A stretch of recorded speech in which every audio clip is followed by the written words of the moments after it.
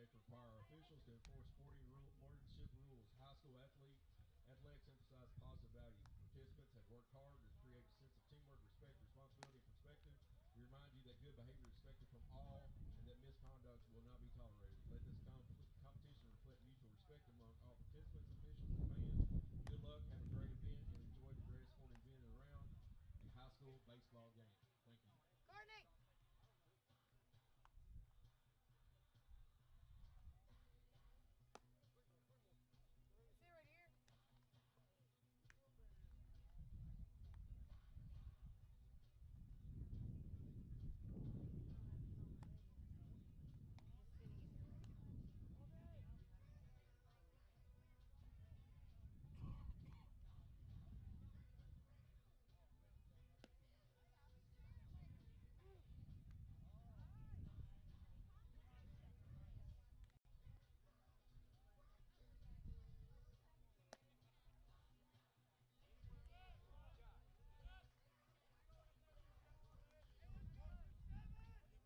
Up first for the Indians, number 27, shortstop, Payson Young.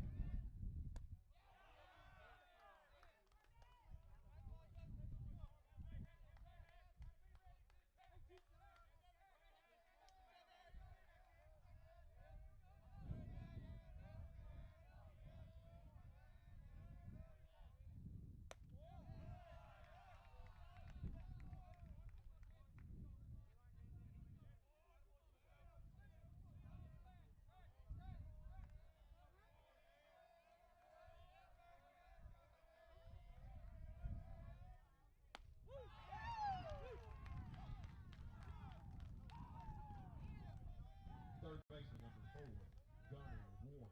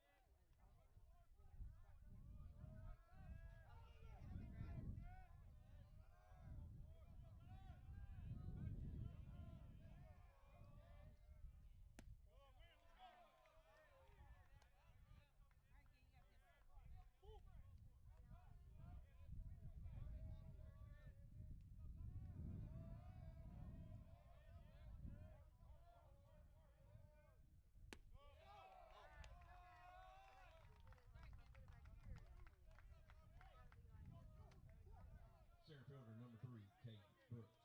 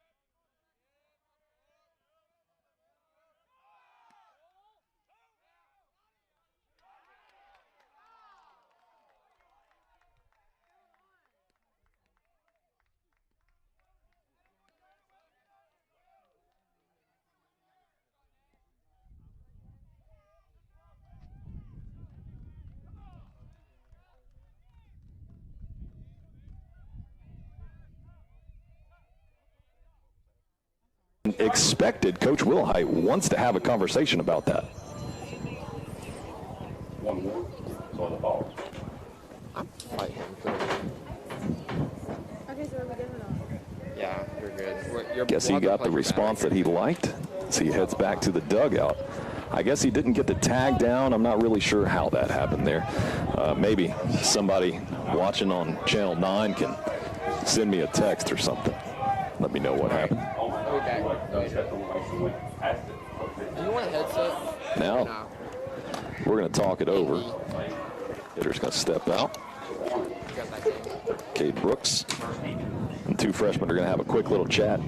Now they're done talking, making sure they're getting their signals straight.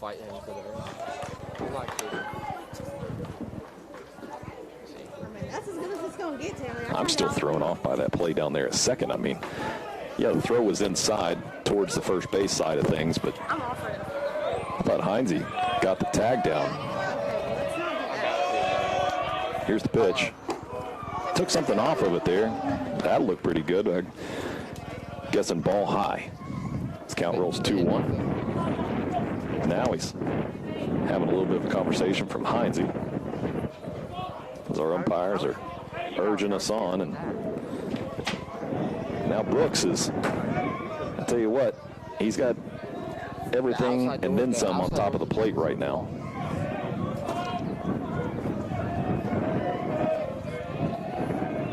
Trying to get in the head of the freshman. Here's the pitch. Count runs 3-1 as that one goes way outside. Line. Or no, input one. He backs off the plate, does. With a hitter's count, get himself more in a hitting position, I would imagine. Checks the runner. Here's the pitch. And that's ball 4. Second walk of the game for the freshman. So, first batter he saw, he struck him out for his first strikeout of his varsity career. And he's walked the next 2 batters.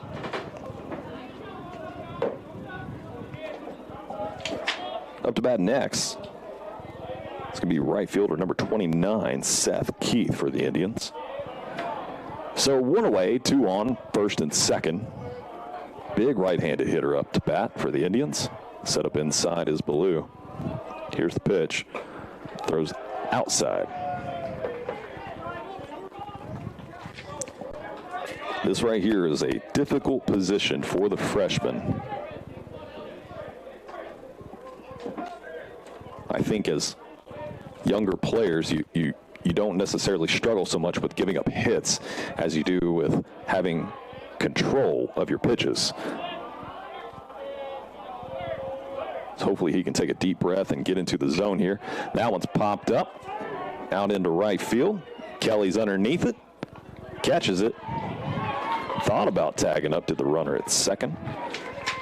Kelly launches it into Brady Delk, but Warren stays put at second for the second out. Now, next up to bat, second baseman number 9, Sam Lee for the Indians. We'll see what the second baseman's got in store.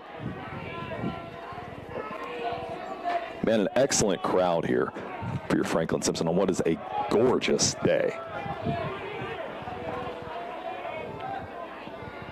Checks runners, sets up inside, does Ballou. Here's the pitch. Goes a bit outside.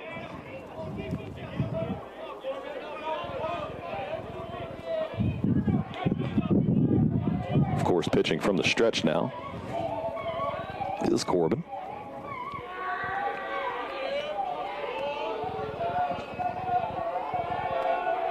Here's the pitch. That one, again, that's another one that I think we've called ball high, but looks pretty good. I mean, that's got to be a half an inch off for ball 2. 2-0 count now with 2 away and 2 on. Checks the lead runner. Barnes is set. Here's the pitch. Turns on that one, pops it into shallow right field. Backing up is Lockley, and he's got it for out number 3. Good play on the ball there from the freshman, Owen Lockley, to get out of a little bit of a jam and hold the Indians scoreless. We're going to take us a 30-second break, and we'll be right back on 92.3 WFKN.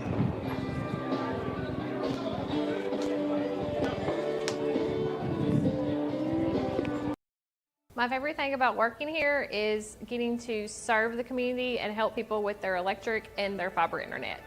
We're local, so we live and work right here in Franklin, so taking care of our neighbors isn't just business, it's personal. Fiber means faster, more reliable internet for work, school, and entertainment without lag or buffering. It's more than power and fiber, it's about peace of mind. We're not just an electric company, we're neighbors. Heading into the bottom of the first inning.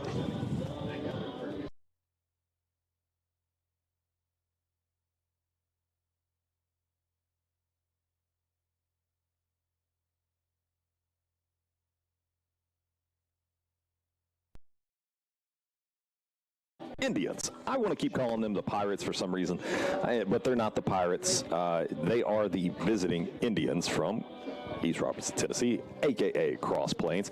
They're in the burgundy uniforms with the gray pants and the gray letters and numerals, while your Wildcats are in their usual extremely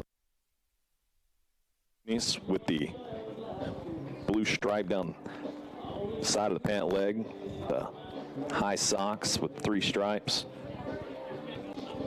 I don't know if our uniforms are a Coach Wilhite or a Diane Wilhite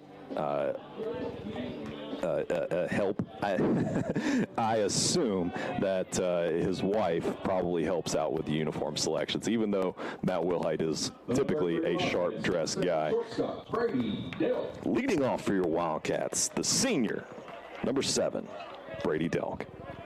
Brady hitting .467 through 5 games. A triple, a double, a home run. 3 stolen bases. We're going to see what he's got in store here. Takes ball 1 inside from the left-hander, Aiden Shoemake.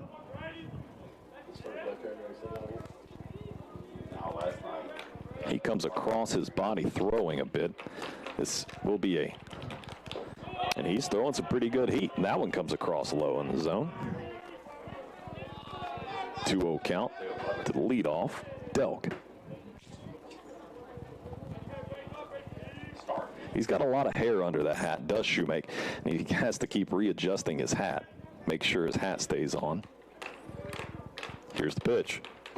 Goes ball high. 3-0 count to the leadoff, Brady Delk. So most definitely a take situation here.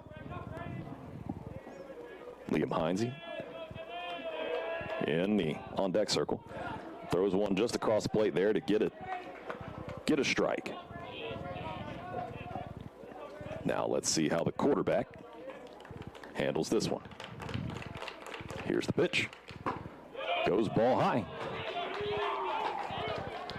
So a leadoff walk for the visiting East Robertson Indian, Aiden Shoemake.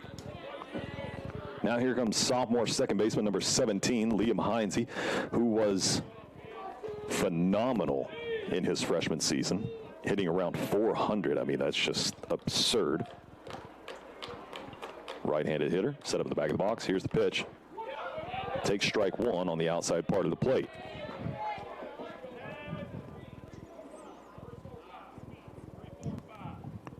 Getting signal from head coach Matt Wilhite out in the third base coach's box. Checks the runner, throws it over. Back nice and easy. Guess the Indians heard that signal get called out and said, let's keep them on us, keep them close to first. Brady's off to a pretty good lead over there. Nothing out of the ordinary, though. And the lefty, Shoemake, most definitely tipping his pickoff attempts by the long, slow stride over towards first that he makes. And he's set way up on the outside of the rubber. lays down the bunt, does Heinze, and Shoemake thought about sending it to second, but he goes and he takes the hitter in Liam Heinze over at first. So, nice little defensive play there from the Indians. Shoemake send it over to Gibson to record the first out of the game for the Indians. Now, here comes the white-hot freshman, first baseman number 22, Owen Lockley. It's a big right-hander. He grounds that one to the pitcher. It bounces off of his arm, gets over to second. Second baseman Lee fires it over to Gibson just in time, but the runner does advance over to third, does Brady Delk. Now here comes the designated hitter, number 19, Jackson Gass. Jackson Gass had a great season playing linebacker for your Franklin-Simpson Wildcats football team. Here's the pitch. Takes one inside. Now, I'm not one to invoke the name of Randy Johnson, but this kid's arm motion and height reminds you a little bit of Randy Johnson. Tall left-hander, comes across his body whenever he's throwing, sits up on the outside of the rubber because he throws across his body, as I said, and in on the plate. Here's the pitch. Pulls back on that one, but it's still in there for a strike, and the count rolls 2-1 with 2 away, runner over on third. Let's see if Jackson can get a little aggressive here and send a runner home. Here's the pitch. Swings on that one. That one's shot right at the hot corner in Warren. Warren sends it over. Oh, to Gibson, and Gibson bobbles it. Run scores for your Franklin-Simpson Wildcats. They bat Brady Delk all the way around. Right fielder number 8, Carson Kelly. And here comes right fielder number 8, Carson Kelly. Recorded an out in the top of the first. And off the throwing error from Warren, a run has scored for your Franklin-Simpson Wildcats and lead it now in the bottom of the first, 1-0. So 2 away now. One on over on first is Jackson Gass. Here's the pitch. Gass takes off, and we're going to see the throwdown, and he is safe. Thought about taking off over to third, but the center fielder, Brooks, is on top of it and holds Gass honest.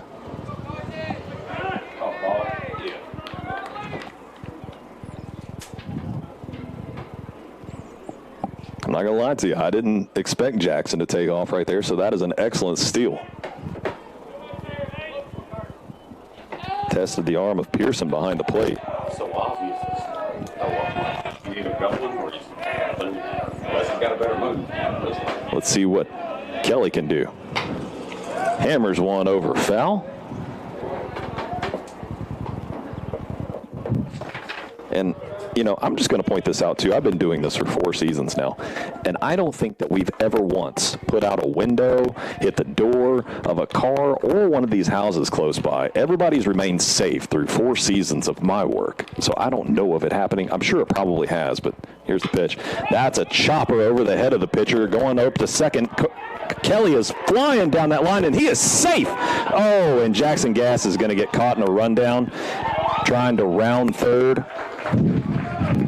Gets a pat on the butt from Coach Wilhite, and I'm sure a stern little talking to after that, trying to stretch out that infield hit into yet another run. But you know what? Your Wildcats came and put in work there in the bottom of the first inning and lead it 1-0 after batting the senior Brady Delk all the way around these bases. What a good time we are having here tonight. And we're going to have a little more fun when we come back in 30 seconds live on 92.3 WFKN.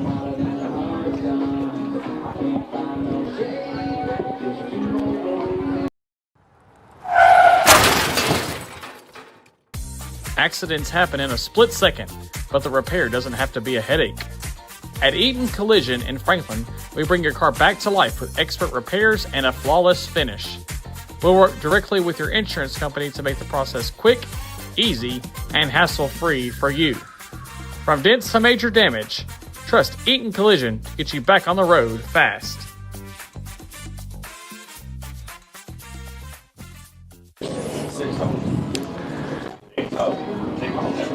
One to nothing. That's what we've got here heading into the top of the second.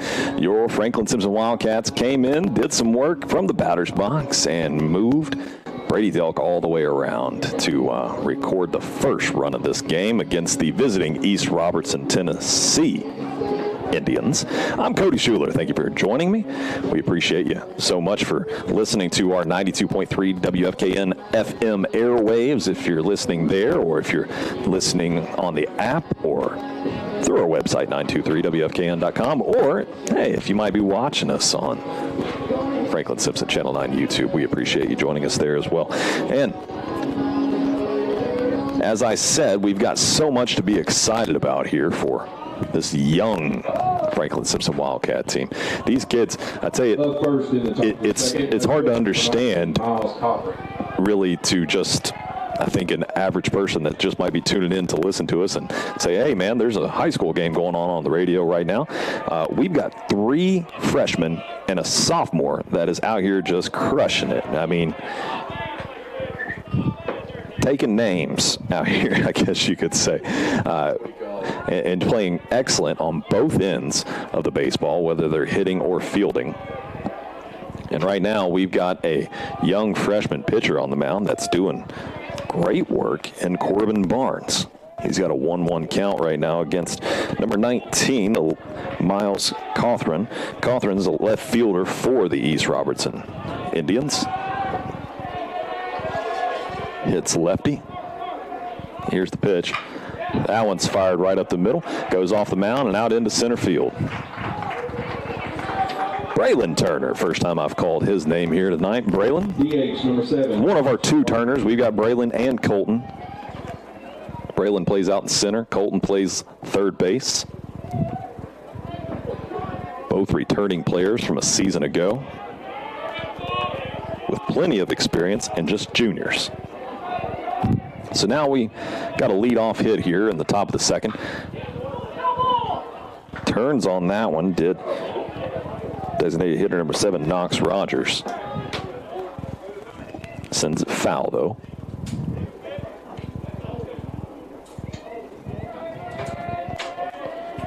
I am curious, after seeing the arm behind the plate from Nash Ballou, how aggressive that the Indians will be. Attacking, and he goes, and Nash is going to throw down, and he's done. He is done. Out by a mile. Just as I thought the last one was, this one gets called correctly. Thank you, Mr. Umpire. Appreciate your time, sir. What is your strike? I don't know. 1-1. I thought it was 2-0-2. 0-2? Yeah, that's what I think you called it strike. Looking at what I believe is an 0-2 count here. Yeah, like it's right down the middle. Nope, we're going 2-1. You must call it struck high. And the ball was, it was right there, picture perfect. Well, 1 away now on the. Does not look like we're going to be getting anything high in the zone from our home plate umpire. Now that one did look a little bit high in the zone. Caught around the head of Nash's helmet, but we've seen a few pitches here tonight. That looked pretty good too, but you know what? Call ball 4. That's a tight strike zone, and Nash has even got something to say about that one to our home plate umpire. That's going to be the 3rd walk of the game for the freshman Corbin Barnes. I knew they turned, when they did, we rolled them up, and then he threw it one against Glasgow. Yeah. Now here comes number 21, the first baseman, Tyson Gibson. Gibson tried to dig one out earlier and had an assisted out there to end the bottom of the first inning. Threw home to catcher Pearson.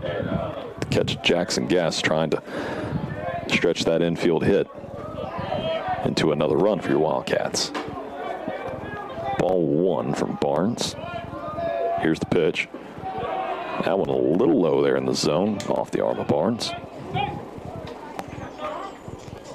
Will Height wants to talk it over with his young freshman pitcher. He's not going anywhere. He tells him get back up there on the rubber. So with one away, one on first, we've got the first baseman Tyson Gibson in the batter's box, right-handed hitter. Both teams having a little meeting here. That sun just beaming in. Feels like a nice summer evening, if I'm being honest. This is wonderful weather. I am absolutely having myself a good time out here in this nice heat. I don't know about you guys, but I am sick and tired of the cold. Mother Nature has been absolutely drunk on something, and I am glad that she has gone home for the winter. At least we hope. Fingers crossed. No more of that. Here's the next pitch. That one hammered, and Brady Delk has caught it, and we're going to try to turn 2. And we do. Brady Delk catches the grounder, took a wild hop off the mound, and turns it over to Heinze. Heinze turns and throws to Lockley. Throw went just a bit high, but Lockley was able to catch the runner in the baseline in Gibson. So we've got another scoreless inning for your Franklin-Simpson Wildcats. And you know what? I'm just going to hang out with you through this break. So no commercial break this time. We're just going to stick around and talk to you a little bit more about what's going on here with this team. Before I do move any further, I don't know if he's listening or watching or anything like that, but I do want to give a shout out to my buddy, Mr. Brian Link. Brian was up here with me for 3 years as our PA guy and did a phenomenal job, whether he was doing our scoreboard or the PA. And Brian, buddy, miss you. Hope you're doing well. I know your kids are absolutely crushing it. And I'm sure I'll see you around here sometime sooner or later, hopefully here at the field. But anyways, I think we're going to lead this one off here with Colton Turner. He's going to be coming up. Colton hitting a little over the Mendoza line, we'll say, just to get this season started. But he does have 5 RBIs to his name. And you know what? That leads the team. So 5 RBIs through 5 games, that's an average of 1 a game, and that's big time for the young third baseman, the junior. We have got ourselves a large junior class, and I do want to go into a major injury report that we have here tonight. And that's left-hander Boy Blankenberg. Not having Boy out there on the mound is going to be a major deal for us. Last season, we didn't have Gavin Link out on the mound, and that was a major blow for us all season long. And this year, we don't have Boy. So, back-to-back seasons where we don't have arguably our ace on the mound. And that's just, whenever you're running a program like that makes things extremely difficult for a coach, for a dugout, and it's trouble all the way around. So, here's the bottom of the second. Colton Turner takes ball 1 low in the zone.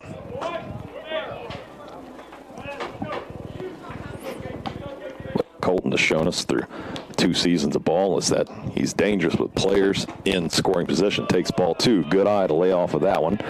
I would have been swinging. I like the high heat, though. That's just me. Lay down that tomahawk. Here's the next pitch. That one's a strike. Right in through the zone. Colton shaking his head. Yep. 2-1 count now.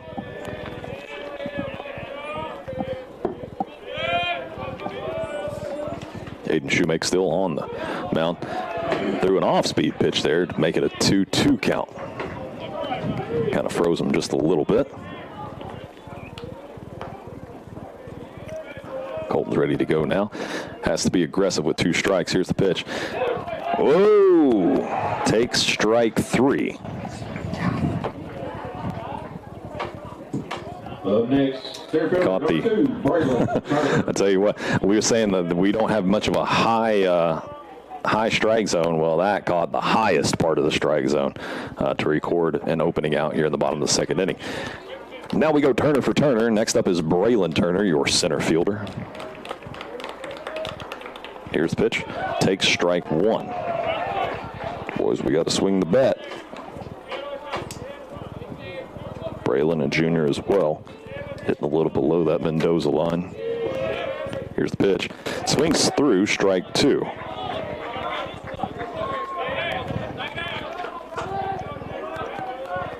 Tell you what, it is absolutely fun, too, to see how much these kids have grown physically. Colton has grown quite a bit. Braylon looks taller. Popped up. That's going to be foul territory.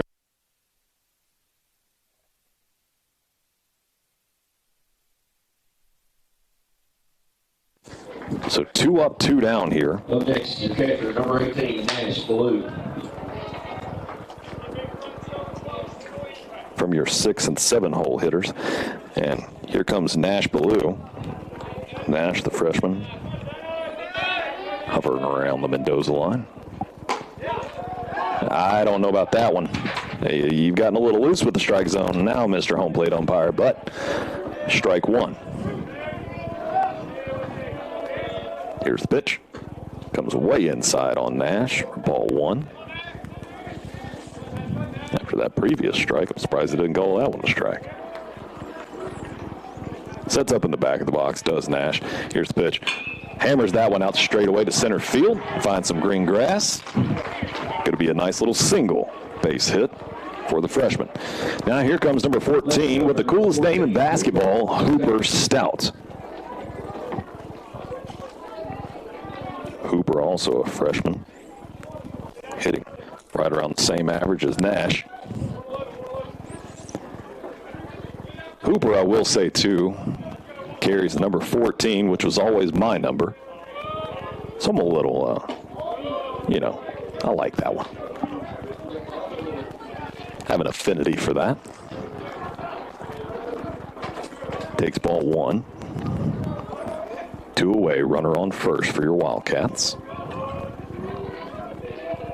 Checks the runner for a long time, does Shoemake. Strike. 1-1. Looming on deck is Brady Delk.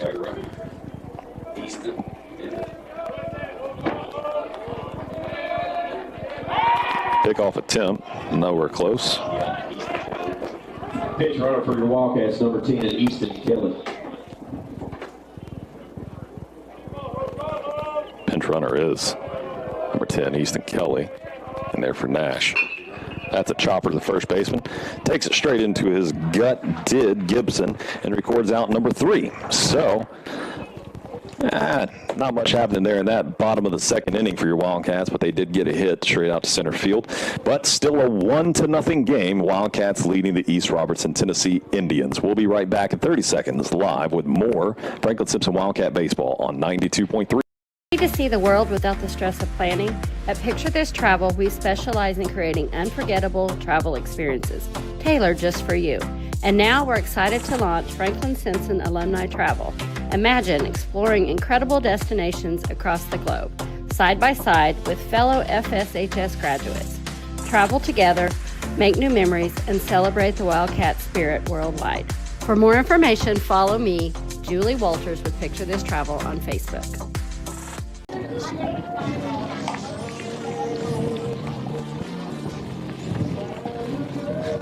Nash second over here.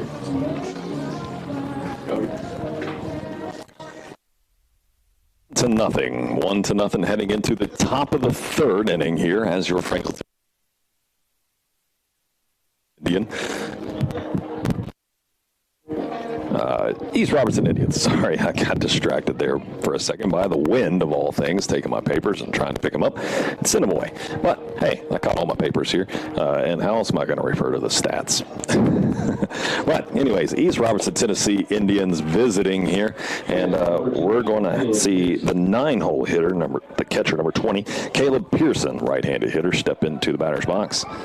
Taking on the remaining Corbin Barnes, who's still out on the mound. Freshman getting his first varsity action of his young career. Takes strike 1. Corbin with 1 strikeout, 3 walks so far out here on the inning with 32 pitches of action here in the top of the third. There we go. That one's a little bit low in the zone, though. You can tell that it feels good to him whenever, and it looks better coming out of his hand when it's got that more over-the-top action. That one sent over to Colton. Lockley digs it up pretty well. So 1 up, 1 down from the 9-spot hitter. Number 27, Kason Young. Now here comes shortstop number 27, Kason Young for the Indians. Something else that can be difficult for young pitchers is reminding themselves of technique whenever they're out there and keeping proper technique in their throwing motion. Like that one didn't come quite over the top that time, but you could tell the way it came out of his hand that was going to be curveball. Might be some early learning here for the freshman Barnes. Here's the windup and the pitch. High and outside, snagged by Ballou behind the plate. He wants a new baseball. I don't blame him. I didn't like that one either.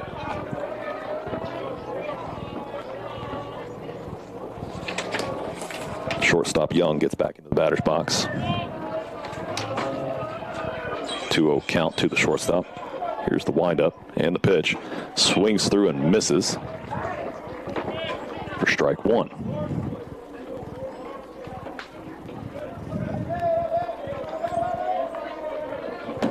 Barnes likes the signal. Here's the pitch. Hammered right over the top of the head of Barnes out into center field for a base hit. So, Indians looking to get back in business here with another runner over on first base. 1 away, though. Now here comes center fielder, or pardon me, third baseman, number 4, Gunnar Warren. Left-handed hitter. Big lead over there on first base for Young.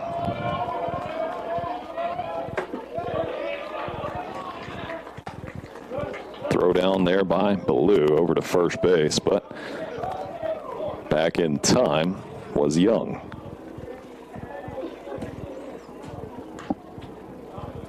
A little bit of talking back and forth there. Looked like coming out of the dugout. Young out to a good lead right here. Couple steps beyond. Just off the plate there from Barnes. Count goes 2-0.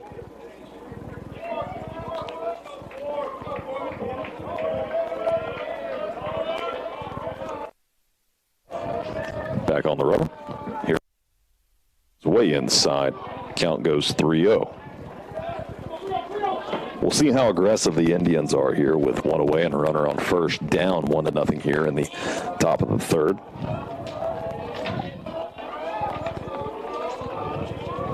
Here's the pitch. Down, and that's a 4-pitch walk.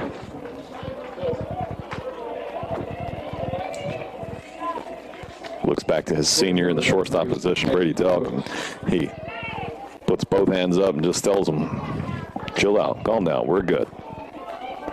We'll be all right. Got a great defense behind you. Just keep it in your lane here. So 2 on with 1 away, runners on first and second for the Indians. Here's the pitch. That one popped right back up to. He called it, didn't he? That one popped right back up to Barnes, and It hit off the plate. I didn't know if it hit off the plate or if it was a pop-up. I thought he called it clear, but he said it bounced off the plate. Oh, he said it bounced off the plate. Second, Okay. Runner didn't run, or the batter.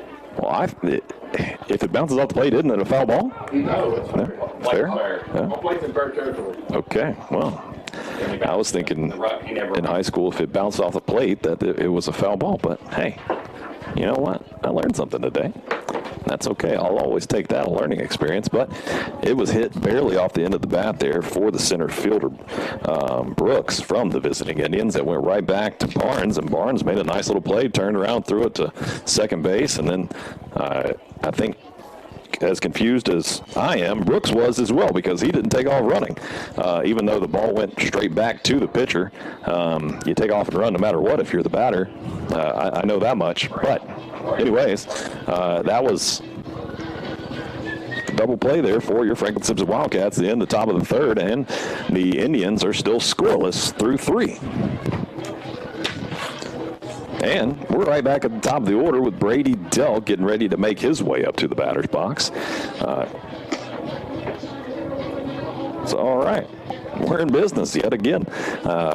Didn't know what to think there with 1 away and 2 runners on, 1 in scoring position, but the Wildcats find a way yet again to get themselves out of a, little jam. Let's see if top of the lineup can, what they did to get this game leading off. And that is find a way for Brady Delk to get on base and find his way around the bases and score another run for your Franklin-Simpson Wildcats. As they are 1-0 here, heading into the bottom of the third. Just 29 pitches thrown so far for Aiden Shoemake. 1 strikeout, 1 walk. Here's the pitch. That's a strike. After that opening inning here, he has been putting it in the zone.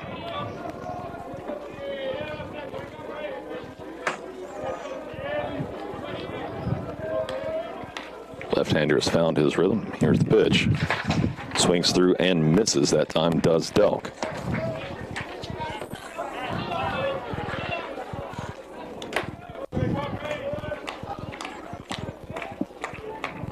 Clapping it up in the Wildcat dugout now for their hitter. Inside for ball 1. Had to really find his way out of the way. I will say, too, I don't know what the radar's calling on Shoemake here, but it appears he is bringing some gas out of that left hand.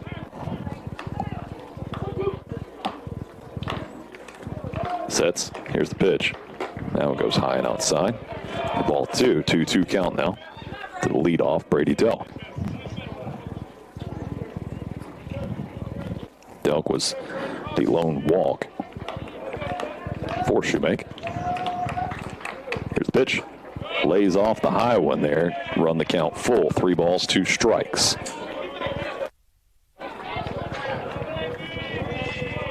Hearing it from his teammates. Here's the pitch. Jammed him up for ball 4. Back-to-back walks now for Brady Delk. And the Wildcats got another one. Heinze had what you could call a sacrifice bunt to move the runner earlier. This one. Brady off to a big lead out there. Timeout by the home plate umpire. I don't know if that one came from Heinze, but I mean, Shoemake just standing there staring at Brady. You just over on first, getting in the head of the left-handed pitcher. Shoemake does not have much of a wind-up either. He pitches from the stretch 100% of the time. Here's the pitch. Hammered out to right field. Is that going to get over his head? It burned him. Take off. It took a wild bounce out to the right, too. Brady Delk is covering 3, and he's going to be sent home. Going to be a play at the plate, and Delk is safe. A stand-up triple for Liam Heinze. The sophomore, the super sophomore, I should say, coming in big for your Franklin-Simpson Wildcats to score a run here in the bottom of the third. Now the very dangerous freshman Owen Lockley.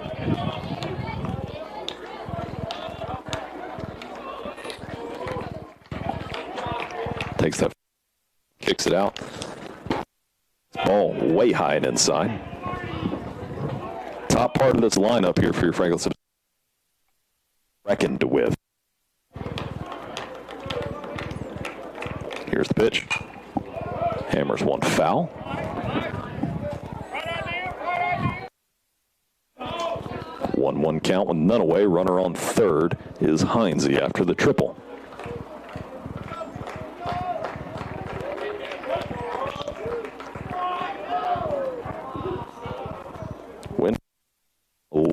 little bit out of left center.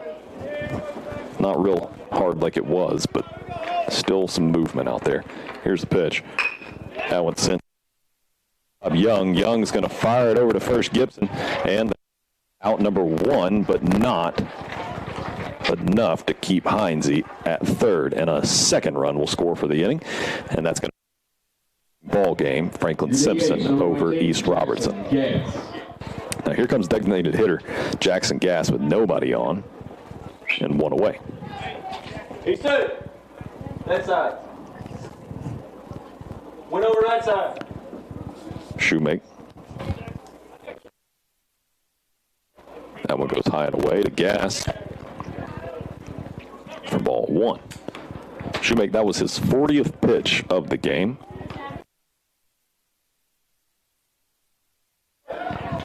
There's strike 1. So 1 ball, 1 strike, 1 away for the Indians. Here's the pitch.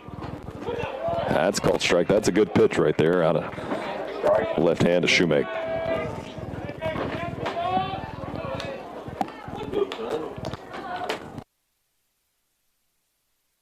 Way high and outside that time from Shoemake.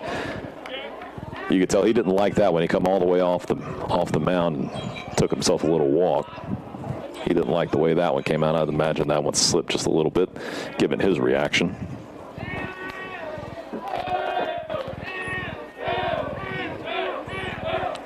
That one's sent out to left field. That's going to find some green grass for another base hit for your Franklin-Simpson. Off the bat, a designated hitter, Jackson Gass. Right fielder, number 8. Right fielder, number 8. Cawthorn fielded cleanly, sent it in. Gass remained firmly over at first base. Had a stolen base earlier in this one. We'll see if he stays put at first or 1 out. The Wildcats continue to be aggressive. Carson Kelly up to bat. Here's the pitch. Takes strike 1.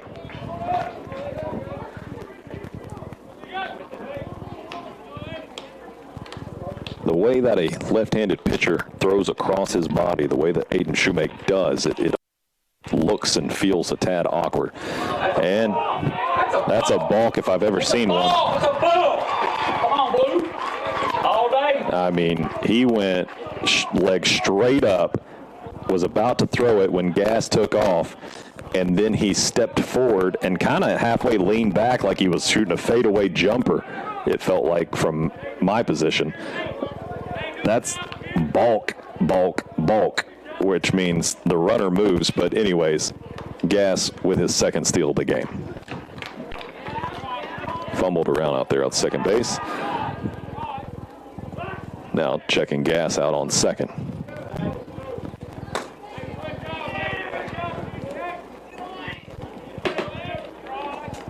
Oh, 1 count still. Here's the pitch. That's a chopper over the head of. And Young's got it and fires it over to first baseman Gibson for out number 2, but Gass moves on over to third. Now, here's Colton Turner, who leads the team with 5 RBIs. I'm trying to say 5 and RBIs on the season. Got a runner in scoring position right now over on third base. Let's see if he can put him in while the Wildcats are leading 3-0. Ball a little up in the zone there.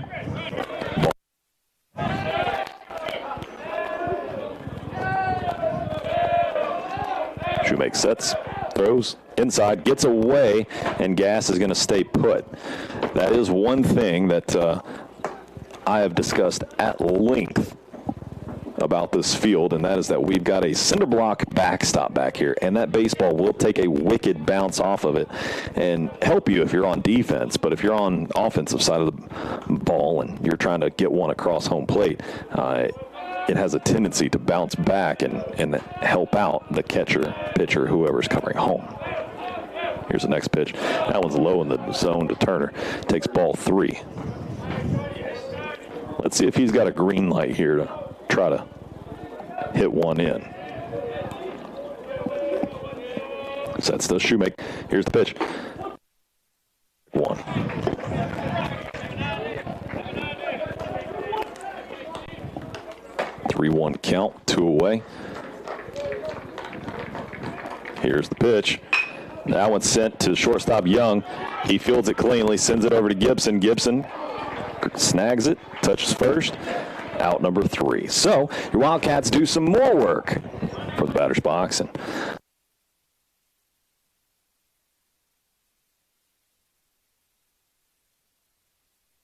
Cat lead. We'll be back with the top of the 4th inning on 92.3 WFKN. Franklin, we keep things moving. From the work trucks to the family vans, we all need a pit stop now and then. At Grease Monkey of Franklin, we make oil changes fast, friendly, and reliable for personal vehicles and entire fleets. Whether you are headed out on a road trip or making deliveries across the county, our certified technicians will keep your engine running clean and strong. We treat every car like it's our own. Our goal is simple: get you in, out, and back on the road with confidence. Fleet service? No problem. We work with local businesses to keep their teams moving without the downtime. And right now, mention FS Channel 9 and get 9% off your full synthetic oil change. Grease Monkey Franklin, home time service that is done right, done fast, and built for the road ahead. Visit us at Grease Monkey across from Walmart and Nashville Road, Franklin, Kentucky.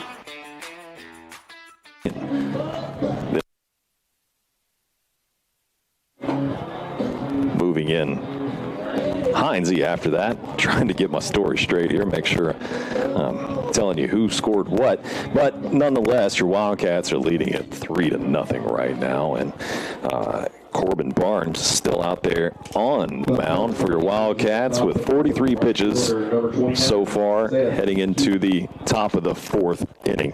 And here comes number 29, Seth Keith. Keith plays right field for the Indians. He got burned horrible.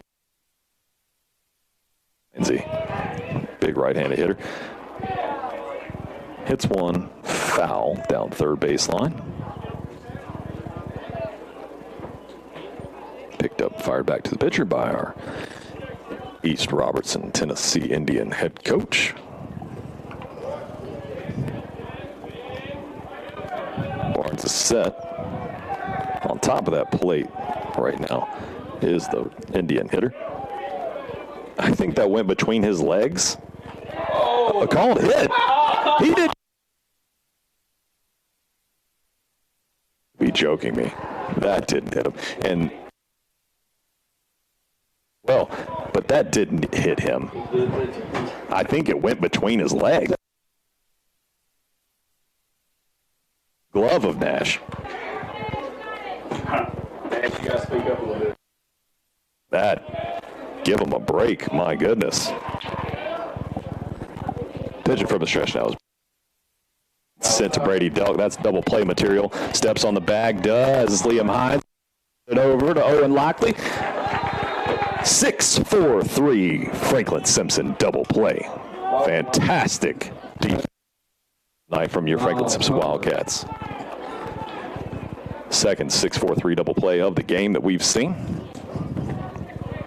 They're double here, but you know what? They were, so hey, reach out. 2 away. Good start. Barnes throws a nice little fastball, had some movement on it right there.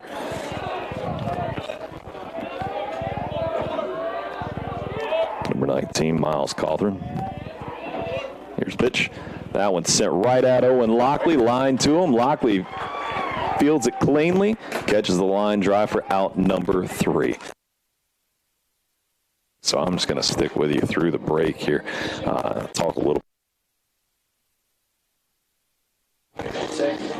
Do want to say shout out Tyler Eaton as well. Tyler took care of things for us on the basketball side and caught our Rupp Arena run for the Lady Cats.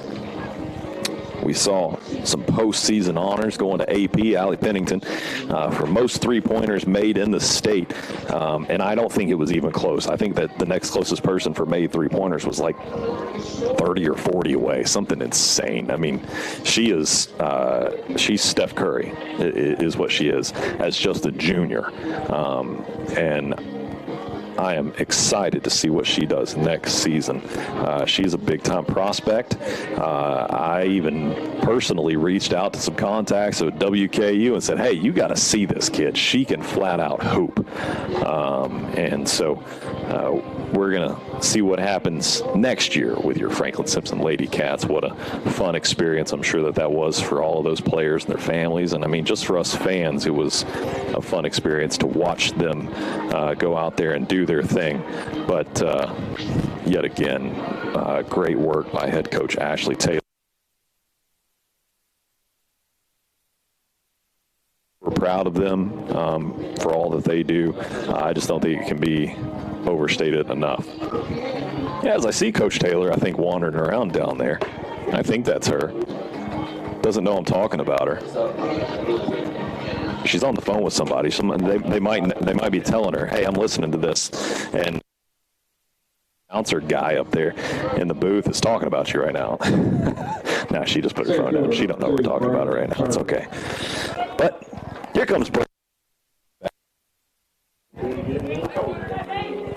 with a 3-0 lead heading into the bottom of the fourth right now. Hayden Shoemake's still out there on the bump for the visiting Indians. Let's go, baby.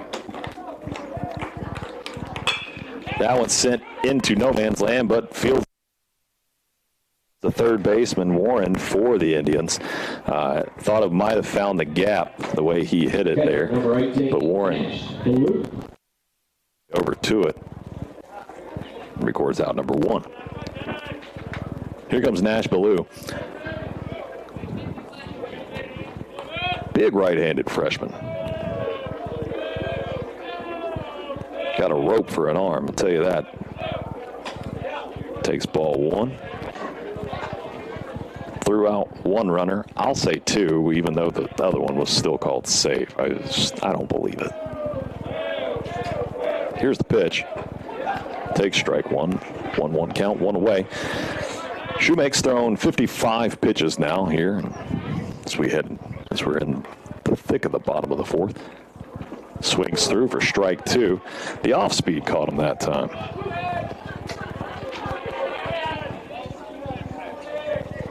Cooper Stout, the on deck circle. Here's the pitch. Whoa, ring up 1 for Shoemake. That's Shoemake's second strikeout of the evening. Left fielder, number 14, Hooper. I think that was one of those pitches there where the way that Shoemake throws across his body, coming hard off that outside part of the rubber, it can be hard to pick up. And whenever he's got a lot of velocity on it, it can tail in on you quick. Here's Hooper Stout, takes ball 1 high.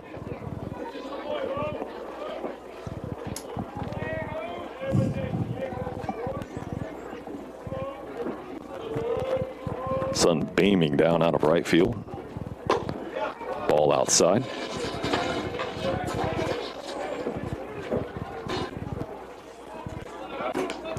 Stout, 2-0 count, 2 away. Takes ball inside. Bounces off. Our catcher Pearson's leg protector. Young's coming up and having a conversation with his pitcher, the shortstop for the Indians.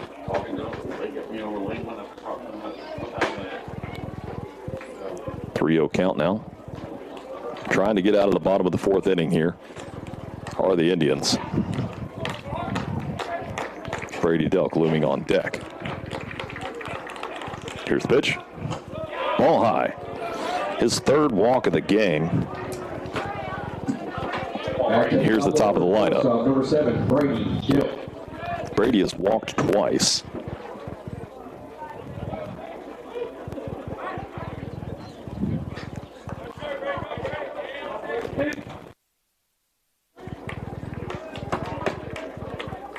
Brady's got to be a big-time college prospect.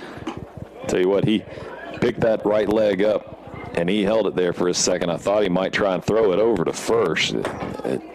Yet again, getting close to a balk situation.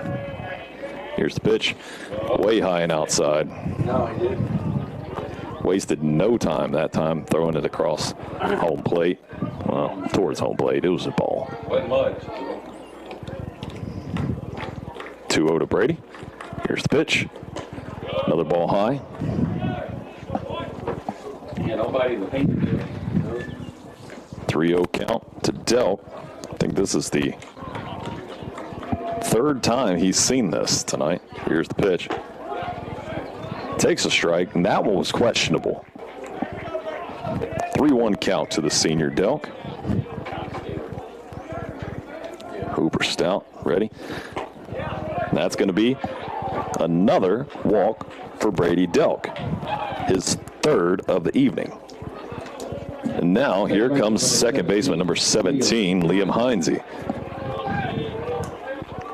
Heinze with a stand-up RBI triple in his previous at-bat, with the opportunity to build upon what's already been a big night for him. Turned 2 double plays out there in the field. Here's the pitch. Takes ball 1. Ball gets away from the catcher, Pearson. Runners do advance.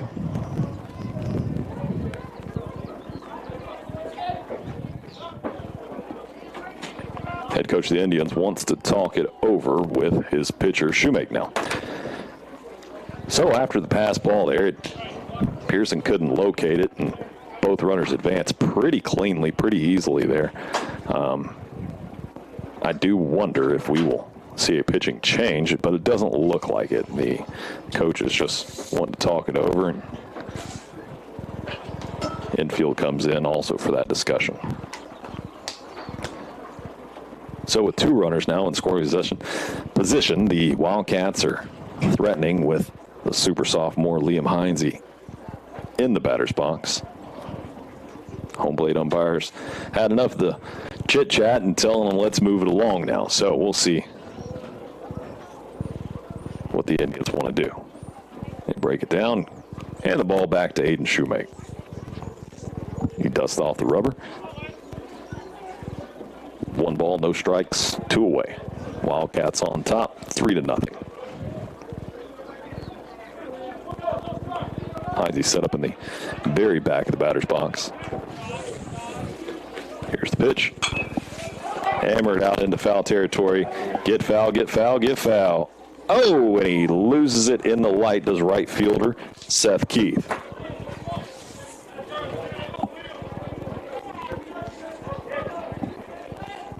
That ball,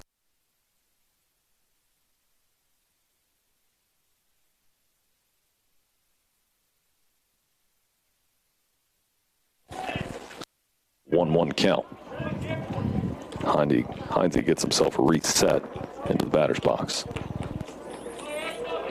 Checks the runners. Here's the pitch. Goes high and outside for ball 2.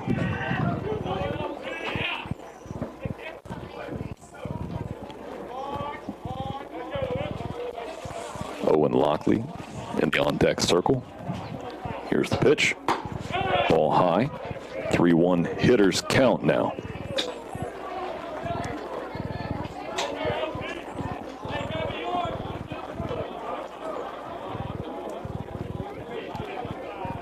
Here's the pitch. Ball 4 inside, gets away from got away from Pearson. Pass ball. He runs it down again. That cinder block, backstop, and bounces right back to him as we saw the lead runner, Hooper Stout, try and get home on that. Out by Aiden. Now I've got all that straight. Yeah, just the backstop crushes us again. But anyways, we are doing all right still with a 3-0 lead after 4. We do ended up stranding 2. That was a walk, but Wildcats tried to no Hey, I see Corbin Barnes back out on the bump. 48 pitches so far for the freshman in his varsity debut. Still pitching. So, we'll see how Barnes continues to fare against a little more of this East Robertson, Tennessee lineup. Oh, there's a squirrel out on the field. The squirrel is rounding third, getting past the Indians lineup. They opened up the gate for him, and he took off through the gate. That's a smart squirrel. Good job. I was hoping field. I'm not going to lie to you. That would have been pretty fun to have called. From. But anyways, he exited over down by the East Robertson, Tennessee dugout. Ran right out the gate there. They opened it up, and man, he just took off right out there like he's done it once or twice. Like a squirrel at the Little League Park we had up top all the time. That's one thing I'm hoping to do, if I'm being honest with you, is eventually get to call an animal outing out here. I've never done that in 4 seasons.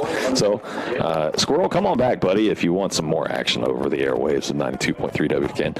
And Barnes throws ball 1 high now to designated hitter number 7, Knox Rogers, the number 7 hole hitter for the East Robertson Indians. Here's the pitch. That one's sent out to right field. That one's taken off a long way. It might burn him. And that is a fair ball for Carson Kelly. He's got to run down way into the corner. An easy stand-up double. He would have been safe at 3, but held up there at 2. Designated hitter. A little bit behind that pitch and still able to drive it high and deep into right field. And it took a spinning bounce over into the corner by our Franklin-Simpson bullpen. Now, looks like we are going to have ourselves a pitching change this evening. Now looks like it's going to be number 6, Jordan Brandon Jr. Jordan, so far this season, he's got 9 innings pitched, given up just 4 hits, 3 runs, 1 of those being earned, 1 walk on 10 strikeouts through 128 pitches for a sub-1 0.78 earned run average. So Jordan Brandon, returning from a season ago, in terms of his throwing motion, he comes across his body a lot. A tall young man, can absolutely bring the heat. But here we are on top of the 5th, and Corbin Barnes, 3-hit shutout. Leaves 1 on board there here at the top of the 5th. But you got to give Corbin some credit. The young man did a phenomenal job, relied on his defense. 3 walks and a strikeout in this one. But overall, a very good outing from your freshman pitcher. So we're going to hope to, I'm sure, work that on season. Excited to see what that young man can continue to do and develop throughout his freshman year, much like a lot of his other freshmen players that we've seen on this team, and Nash and Owen and Hooper. It's going to be a fun little outing for those young men to continue to grow together, spend the next 4 years spending a lot of time together.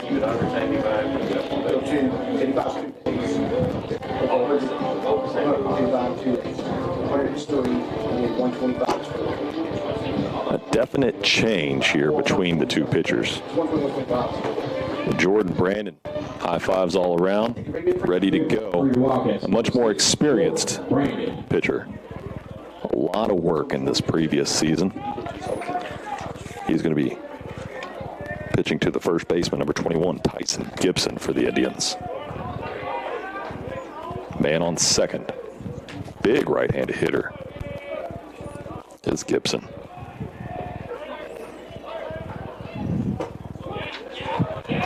Paints the inside part of the plate for strike 1. Gibson's one of those young men that you look at and you say, oh, yeah, I bet he's country strong. Oh, 1 count. Hitter here. Time for ball 1. Brandon getting his bearings out there on the bump. I'm sure everyone's still adjusting to this beautiful turf field away from the dirt. Want to make sure he gets his signals right. He calls Ballou out for a little visit real fast.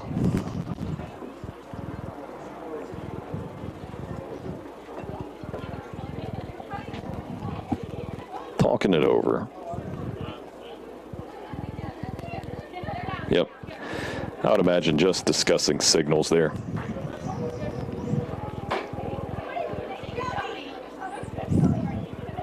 Count is 1-1 with none away to the second hitter in the top of the 5th. Runner out on second after the big time double into the right field corner. Brandon set. Check swing did go by Gibson for strike 2. So ahead in the count now. Brandon working quickly early. 1 ball, 2 strikes. Sun continues to get lower out in right field. Checks the runner. Here's the pitch.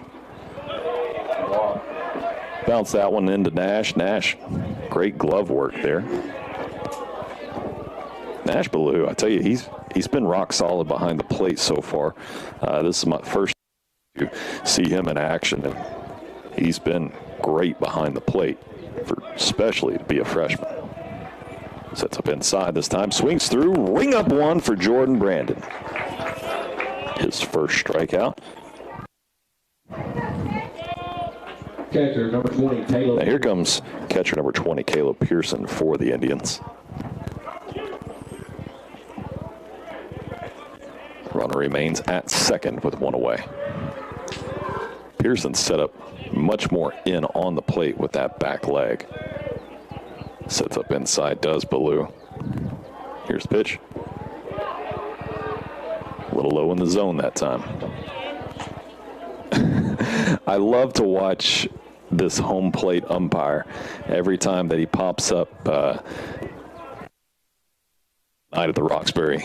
The way he pops up, it reminds you of the way Will Ferrell would bounce around. Man, that's a ball low and away. 2 balls, no strikes. Wind has calmed down so much.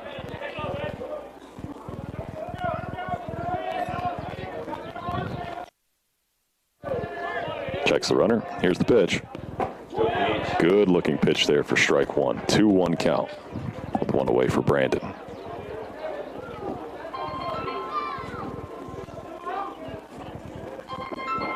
Pearson taking a look at what Brandon and Nash are trying to discuss. Back and forth. Sets up inside again. Here's the pitch. That one goes a little low in the zone. Count runs 3-1. Good hitters count here. Let's see if Brandon gives him anything to look out.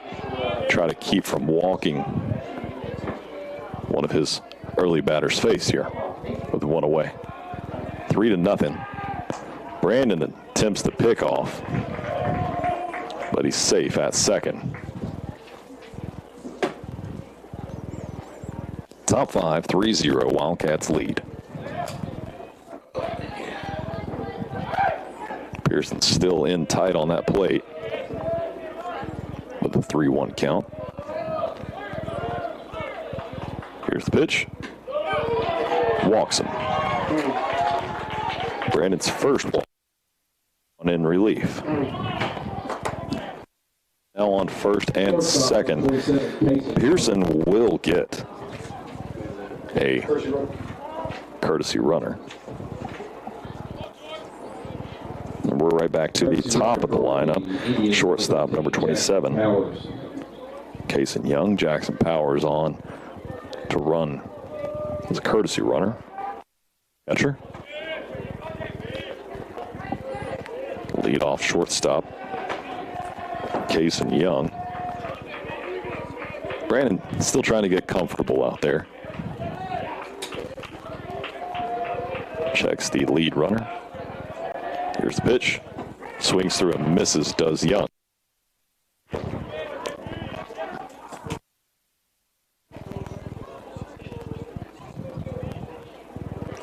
Trying to get on the board are the Indians. Sets up a bit away this time. Attempts to pick off again. And he's back safe. Is Rogers for the Indians.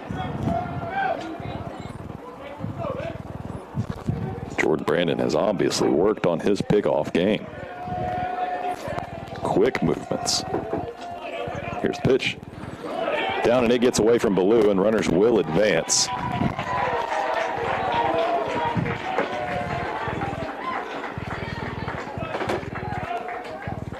So now runners on second and third for the visiting East Robertson Indians.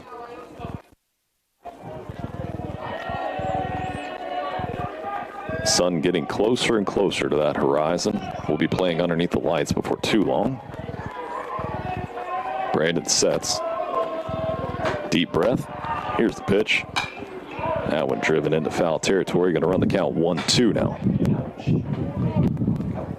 That hit something over there. I'm not sure what it was. Oh, off the metal roof of a barn. That's okay.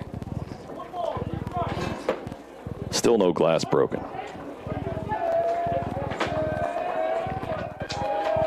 Wind seems to have shifted, blowing in a little bit more out of left field.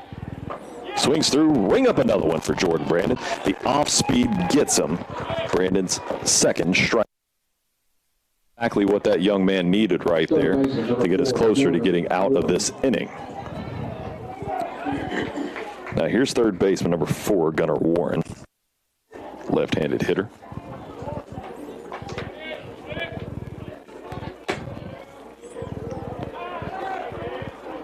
Still in the danger zone with 2 runners in scoring position on second and third.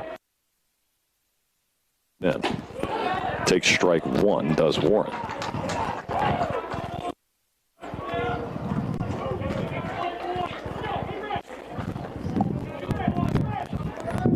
Brandon sets. I think we've got our signal straightened out now. Likes that one from the stretch. Brandon throws. Popped up inside. Ethan records out number 3, and Brandon is out.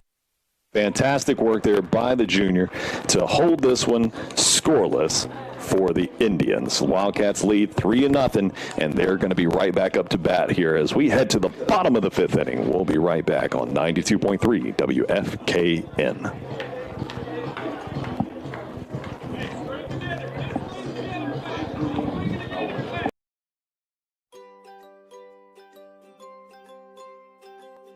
Well, we're right here. We're in town. If somebody has an issue, we're there either that day or the very next day. So we're able to get to it quick and fix whatever issues anybody has. Better speeds. I feel like it's a lot more reliable. With other services, you might get interference during like the weather or something, and you might lose service and have to wait for it to dry out again or something like that. But with fiber, you won't ever have that issue just because it is glass, so you can't really, weather's not really going to affect it much unless like a tree tears it down or something. We provide the city and the county, so within city limits, and then most areas that Warren provides electric service to out in the county. Us here on what is an absolutely gorgeous Thursday evening. I'm having a good time watching your Wildcats right now, heading into the bottom of the 5th. They lead the Indians 3-0 with first baseman, the fantastic freshman Owen Lockley, heading into the batter's box. Aiden Shoemake still out on the bump for the Indians right now. 71 pitches in. Swings through that one, does Lockley. A high-velocity pitcher for a left-hander. Tall, lanky young man. As I said, his throwing motion does remind you of Randy Johnson a bit, the way he throws across his body. That one hammered. It's going to find some green grass out toward. Great piece by Lockley. Continuing to work on that great batting average, hitting an even 500 on the season. Number 19, Jackson Gass. And here comes Jackson Gass. Great Franklin-Simpson linebacker for the football team. I'll say it again, the crowd here is wonderful for your Franklin-Simpson Wildcats. That one gets away from him, and Lockley goes, and he's safe. Another example of the cinder block backstop. That thing bounced right back at Pearson behind the plate, and he was able to catch it and turn and throw. That was as tight as a throw as you could get there. Down to second base. That one pops out of the glove of Pearson. Lockley's going to advance again. Great heads-up running there from Lockley on back-to-back pitches. That one just popped out of the glove of Pearson. Wasn't a bad throw from Shoemake, just got past him. Have another runner in scoring position. So if Gass can put this one in play, you begin to wonder if the Indians will try to throw home. That's a strike. 2-1 count to Gass. When Jackson Gass came back from injury this season, you noticed a big change in the Franklin-Simpson football defense. He takes ball 3 inside. But Jackson Gass has that physical impact out on the field in football, and you can feel his presence out on even on a baseball field. Man walks with attitude. Something to be said for that. You need those guys. Here's the pitch. Whoa, he took off. He thought that was ball 4, but come on back. Gave that high zone pitch there. Count runs full. 3 balls, 2 strikes, none away. Runner over on third. Lockley is advanced on 2 passed balls. Here's the pitch. That one's hit into play, out into right field. Another base hit for your Franklin-Simpson Wildcats, and Jackson Gass records another RBI. That's fantastic. Piece of first and second to Jackson Gass. Here comes number 8, the right fielder, Carson Kelly. 4-0 now. Your Wildcats lead the East Robertson, Tennessee Indians.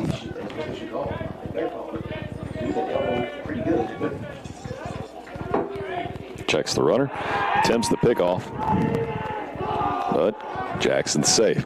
See, Jackson's stolen 2 bases already in this ball game, so that really makes you wonder for the visiting Indians. If he's going to go again. There's the pitch. It goes high and away. Ball 1. Another beautiful Franklin-Simpson sunset out there.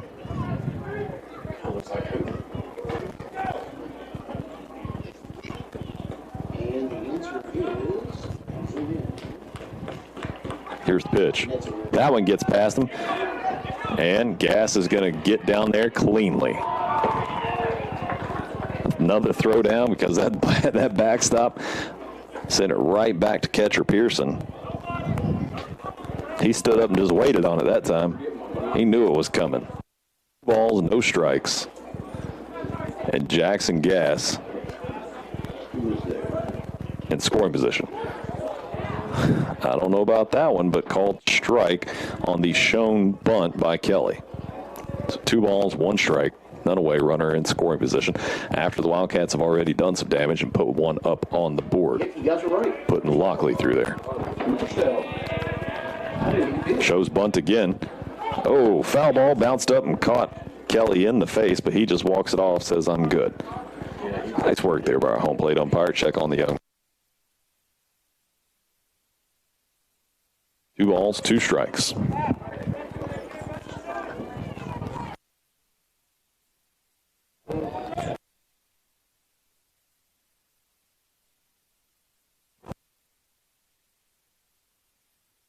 We can put it in play.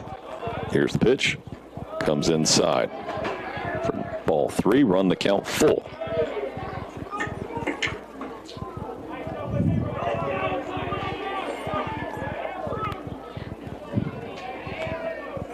Shoemake been working much more quickly through this one. He's up to 84 pitches. Steps off, turns around, but thought about throwing it to second, but nobody home for him to throw it to. Jackson playing a little coy out there on second base. That's what I mean by the attitude. You need those guys. That one hammered out into right field. Is it going to get down? It is caught. Are they going to double him up? Oh, and the throw away from the shortstop Young to keep Gass safe.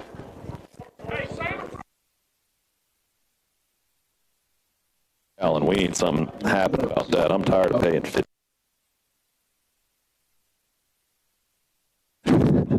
Sorry, little side note there. And here comes number 12, Colton Turner. And now, with the sun getting even lower back there on the horizon, I'm going to take these sunglasses off.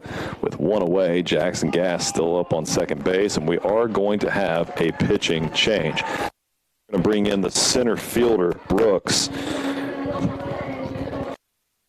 I don't have any stats for him, well, because Tennessee doesn't force their high schools to do that kind of thing.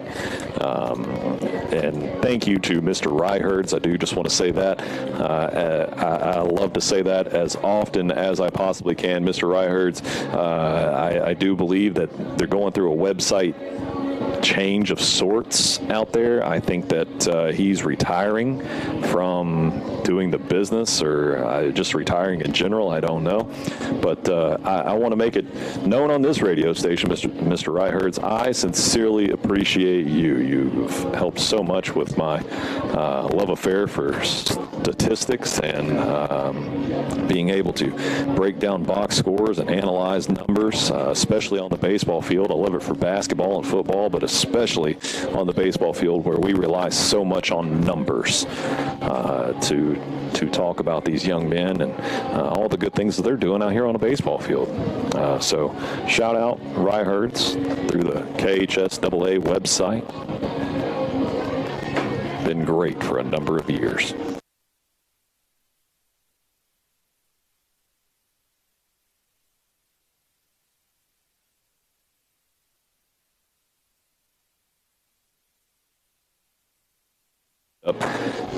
Long, dirty blonde hair hanging out the back of his cap.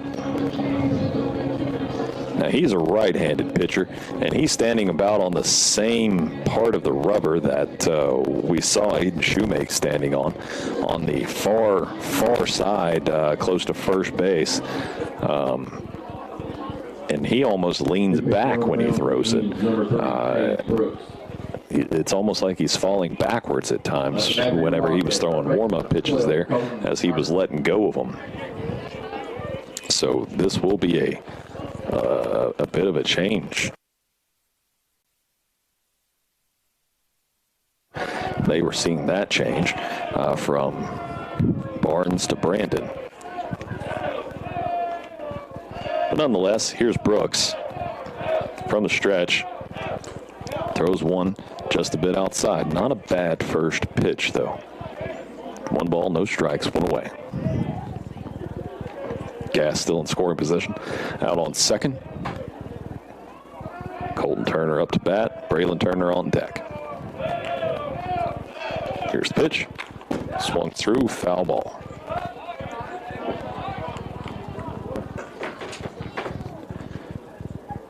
Colton kind of shook his head on that one, almost as if to say, all right, now I got your timing down. Now I'm ready.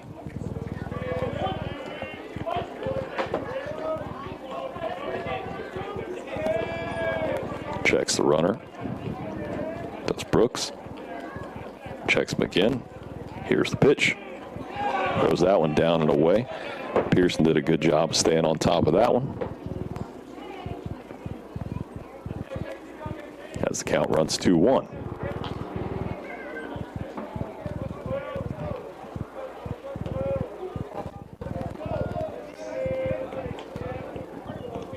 Brooks is set. Likes the signal. Here's the pitch. Same turnout as the previous one, almost in the same spot. And the count runs 3-1. Things kind of gotten quiet around here at Franklin-Simpson High School. Hatcher Wildcats lead it 4-0 in the bottom of the fifth. That one hammered straight away center field, and he's going to catch it cleanly and send it right back in. Jackson's going to stay there on second. So that's two we've taken for a ride. Out to right field, then to center field just now, and haven't been able to move Jackson away from second base yet. But here comes Braylon Turner. Let's see if Braylon can get things moving in the batter's box. Braylon with just 2 hits so far on the season. You'd like to see him get the bat moving. Set up in the back of the batter's box. Takes strike one. Braylon, a tall young man. That one, he would have had to have reached for it a little bit, right at the knees. Grounded out to third base in his previous at-bat.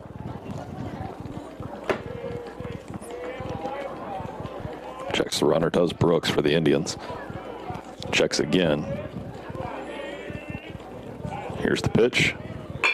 That one's sent up the middle. Young is going to field it from the shortstop position, throws it over, and pulls Gibson off of first base. And Jackson Gass is going to get caught in a rundown yet again. And he's second time this evening. And Will Height didn't like that one.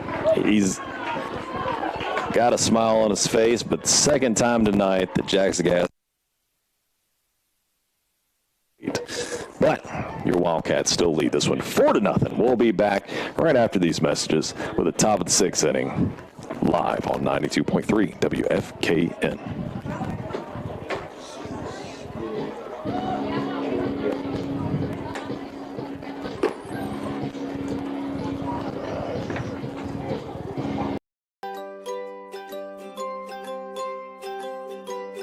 So as far as preventative maintenance, to keep outages at a minimum, one thing that we do is pole inspections. So we'll drive across the system, we'll dig out around the bottoms of the pole, see if there's anything rotten, we'll check the pole's integrity in general. So as you can see now, we're changing out some wire on some poles that we have recently changed out. As they age, they start to crack or rot at the bottom, so we try to stay ahead of those types of outages. Probably the neatest part of working here. So working in the community that I live in and grew up in, there's a lot of satisfaction that comes from that. You know, if there is an outage, there's a good chance that you're restoring power, maybe to a family member, a friend, your preacher, something like that. So just being able to help and serve the people that you know, that's a good feeling.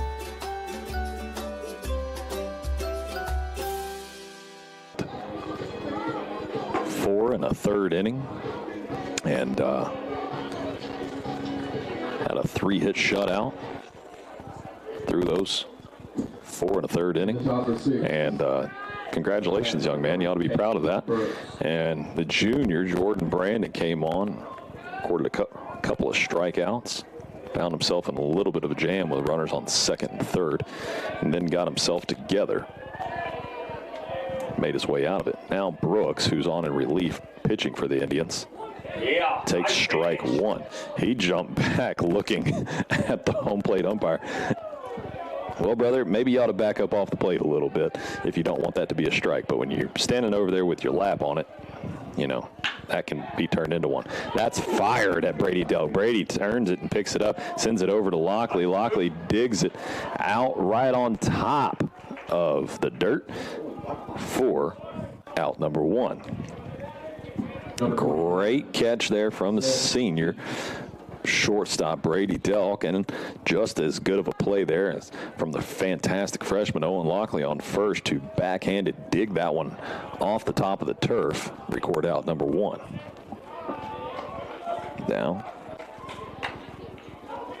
that's a dribbler over to Heinze. Heinze picks it up, underhands it over to Lockley, records out number 2. So 2 up, 2 down so far for your Franklin-Simpson Wildcats, getting through the top of this 6th inning pretty quickly. Now here comes second baseman number 9, Sam Lee for the Indians.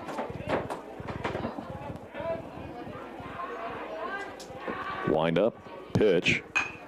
That is going to go just foul. Colton Turner was ready to turn on the jets and fire that one over to first.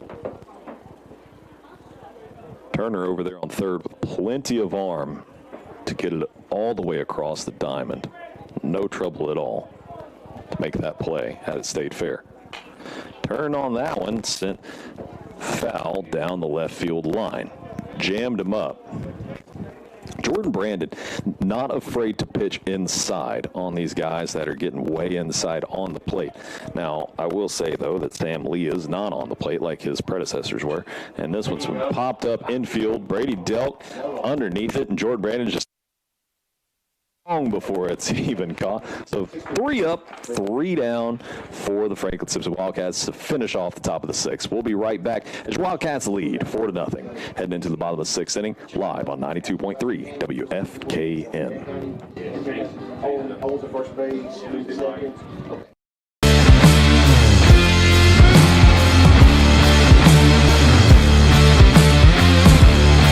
Shotgun snap, he's blitzed, throws a jump ball into the end zone. He caught it! Singular touchdown! The handoff to Anderson. They want the out route. It's a double move. It's sold well. Groves catches it 15-10-5. Touchdown. Fake the out. Went down.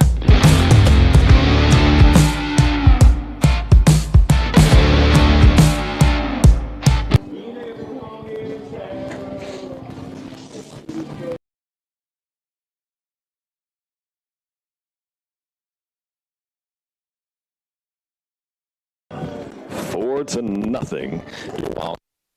Heading into the bottom after a 3 up, 3 down top of the 6th. That was a pretty quick one for us. And now we're looking at Nash Ballou, the catcher, leading this one off for your Franklin-Simpson Wildcats against the now on in relief, Cade Brooks, as the center fielder for the visiting East Robertson Tennessee Indians.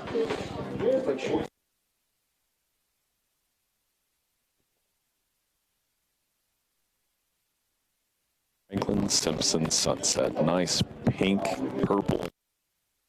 Picking up a few little distant clouds out there. See some jet streams flying around up there too. One last throw down there from the catcher Pearson. And here comes Nash up to the plate.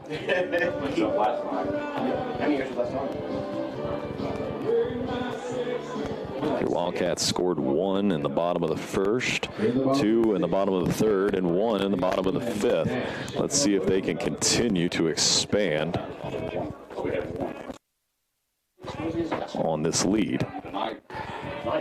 Here with the 7-8, with the 8-9 hitters leading this one off as Nash fouls off the first one from Brooks. No, Brady had one start to do short that made a bad throw. We got there. Here's the pitch. Low and away to Nash. But after that, so 2 games for 6 on Saturday. Hooper Stout waiting on deck right now. Here's the pitch. Another one low and away. Nash lays off for ball 2. 2-1 count to Ballou.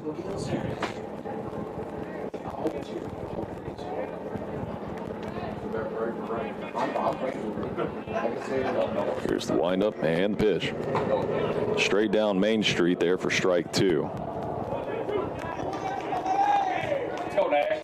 message I got today was, you knew about between Logan and Hart County for those games. Okay, y'all got 9 on truck. I was like, that's really good. Thank you. Here's the windup. That one's going to be tapped out foul. Do your job, go get rewarded for it. Nearly found a Camry out there. But just shy. We're still 4 years and 1 game in. No broken windows. 2-2 count. That one bounced way ahead of home plate. Goes for ball 3.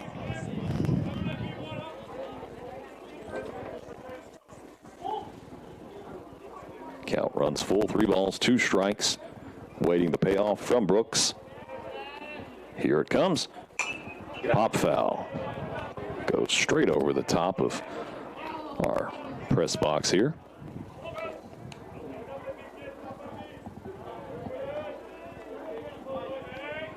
Nash takes a good deep breath right there. Gets himself set in what's become a battle here to lead off the bottom of the 6th inning. That one sent foul down third baseline. Out into the bullpen area of East Robertson. Nobody down there right now for the Indians. I think they're probably going to be with Brooks for the rest of this one.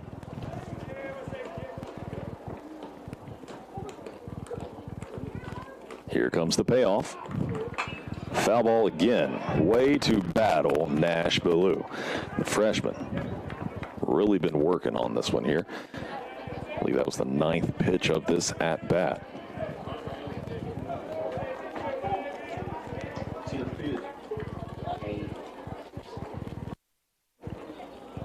Here it comes again. Lays off on it, and we're going to call it a walk. Way to battle, young man. The freshman doing great work there. And Brooks records a walk. Let's see, are we getting a courtesy runner? He's going to. Now here comes Hooper Stout up to bat. Walked in his previous at bat. Hooper. Quick pickoff move there from Brooks, as opposed to his predecessor up there on the mound, who could really see that one coming from a mile away. Brooks much quicker with his pickoff attempt. Fouled up right here up towards our windows. Thank you for the net. Count starts out 0-1 after the fouled off bunt attempt. What's such a beautiful, warm Franklin evening here. We are 10 minutes past the hour. Shows bunt again. That one's popped up into foul territory, finds the net. I did not give a station identification, so I don't think that the radio police are listening to us, but you are listening to 92.3 WKN, covering your Franklin-Simpson Wildcat baseball team right now, so we appreciate you joining us. I'm Cody Schuler. 0-2 count now after the 2 fouled off bunt attempts. The Hooper Stout runner over on first is Nash Ballou. Here's the pitch. Comes inside that time. Brought the heat there, did Brooks. And just a bit off the plate for ball 1.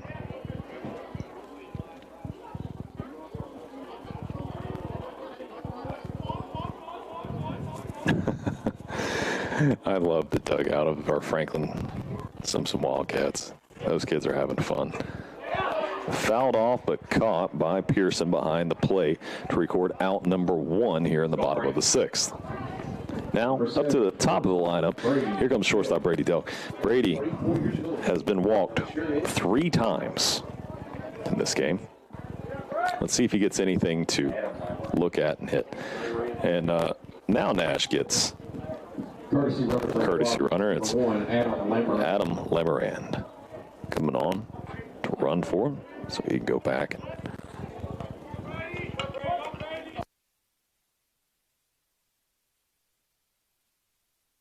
Runner, he's back safe, is Lemerand.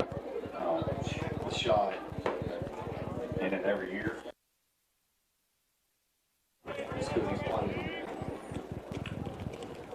Here's the pitch. Through and misses that one. Does Delk. Take strike one.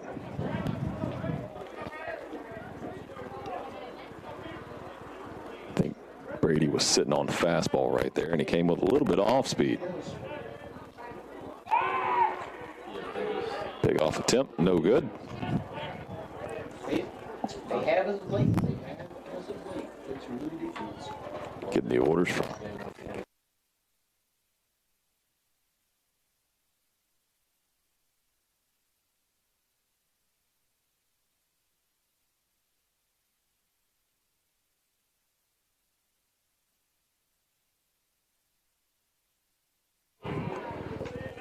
And after all this time, it feels like this has taken forever with Brady up here at the plate, but we got 1 ball, 1 strike, 1 away. Working a little slower now has been Brooks, but they've taken their time when Brady's been up to bat. Dugout gets a little louder now. Here's the pitch. Whoa, sweet Lord, that.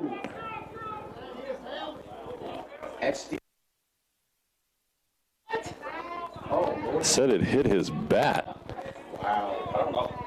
Came head hunting that time. Pass ball. Lemoran does advance to second. Ball 2. I mean, I thought I heard it hit something. Nice work getting out of the way on that one by Brady Delk. Ball 2. Here's the pitch. Fouled off. You could tell he wanted that one. He wanted all of that one after he came up high and tight the way he did. He swings through, took a big cut. I know I would have.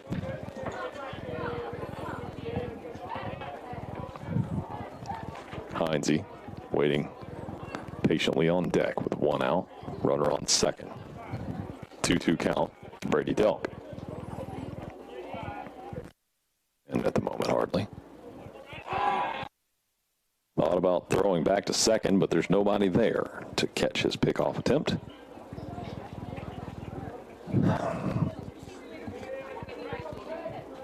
Brady's waiting for the pitcher to get set. Can't seem to find the signal that he likes. Now he likes it. Brady's set. 2-2 still. Here's the pitch. Sent down the third baseline. Trails just foul by about a foot. Count's going to remain at 2-2. Got his hand on that one. After walking 3 times here tonight, I know he's certainly looking to be aggressive at the plate right now. Swings through and misses on that one.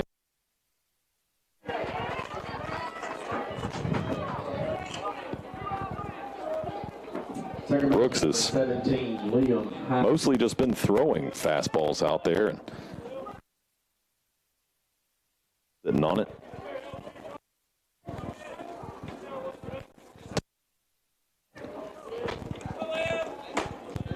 Gets Brady to swing at it. But here comes Liam Heinze, the super sophomore, with 2 away, runner on second in scoring position. Ball high and away there out to the right hand of Brooks. 1-0.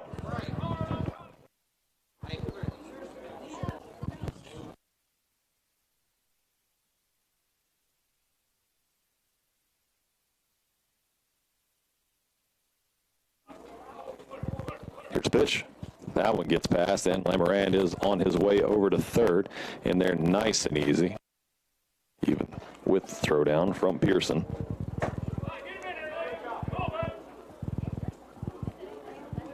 So Lemoran gets 90 feet closer to home.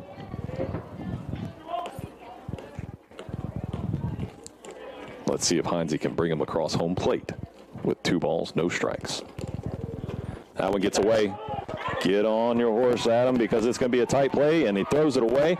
And the Wildcats have put another one up on the board here in the bottom of the 6th to make it a 5-0 ball game as Lemoran comes all the way around.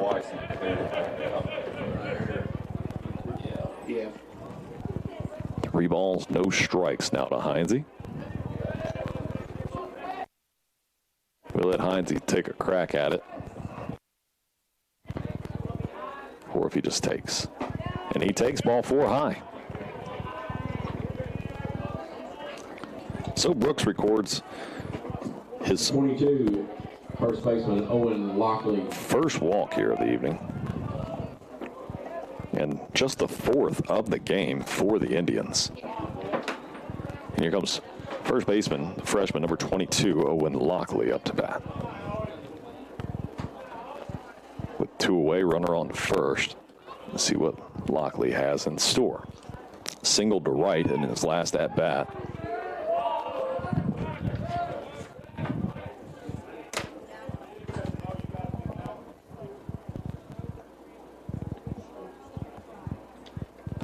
Wind still not much of a factor. We're getting gusts out here a little bit here and there. Here's the pitch. That one's sent. Is it going to get past Young? Young goes deep in there into the zone.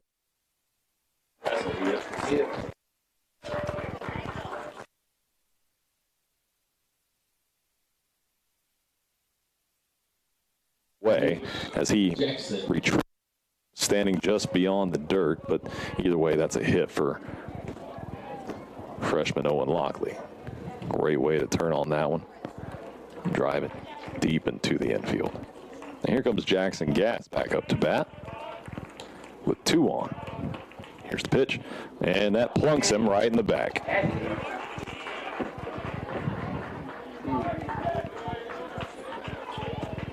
That's something else about Jackson. He ain't going to really work on getting out of the way of a pitch. He just turned a little bit, took it like a grown man, went on down to first base. It looked like a curveball attempt that had no curve, like it just got out of the hand of Brooks. He sets, takes a deep breath there. Now here's the pitch. Woo. And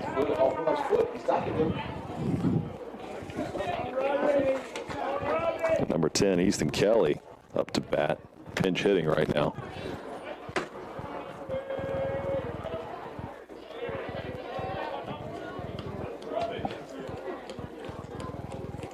Turned on and sent it towards Coach Wilhite. So with the bases loaded, 2 away, 0-1 count to Easton Kelly. Pearson gloved that one. I think he caught more of it with his right hand, the way it sounded like it slapped his right hand. For ball 1 into the left-handed batter's box.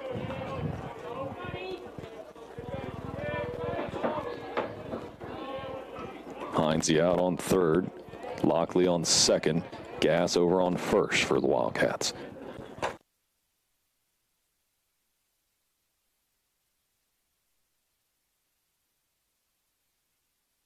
Two count now, 2 away, and the base is juiced.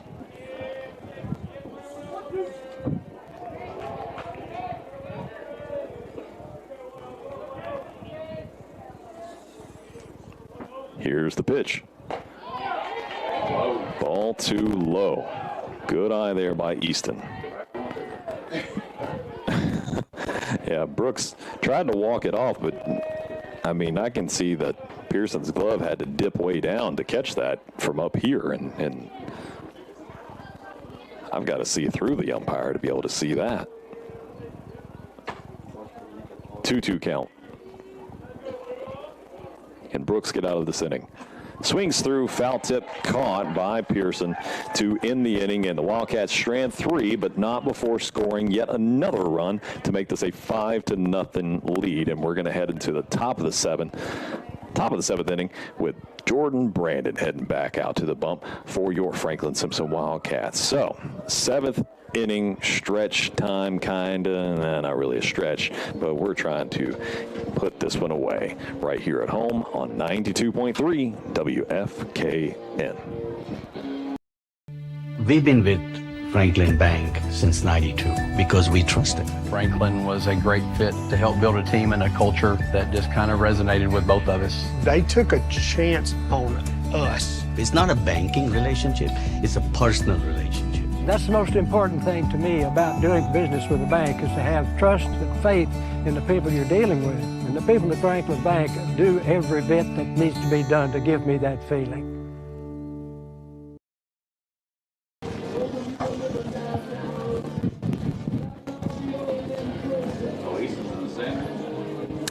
It's a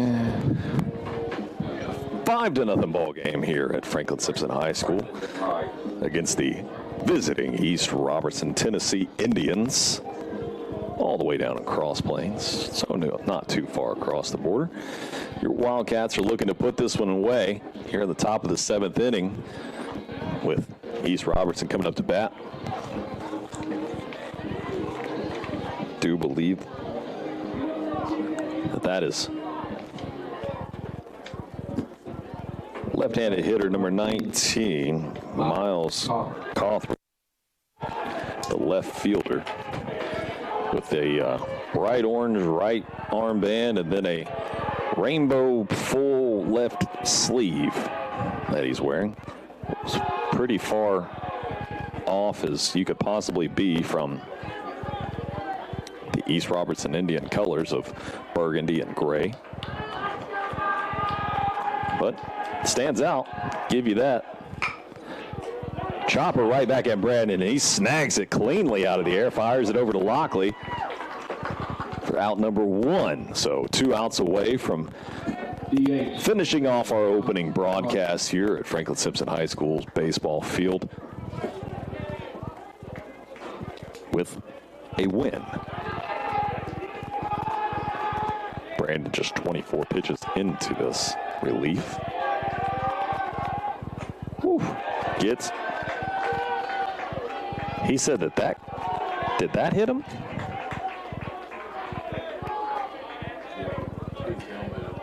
Yeah, I guess it caught him. It came right about waist high for number 7, Knox Rogers, and he went all the way down into a full squat and caught him. I think he patted the back of his head, so I think it caught him in the back of the head.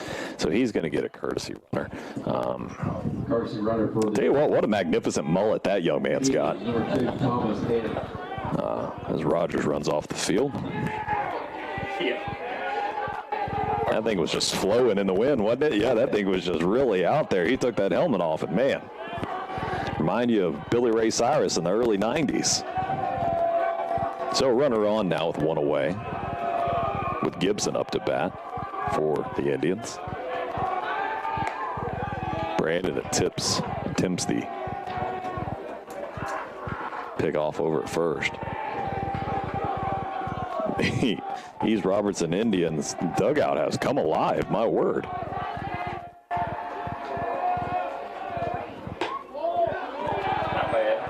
Fastball had some movement on it, but remains a little bit inside for Brandon. Goes ball 1.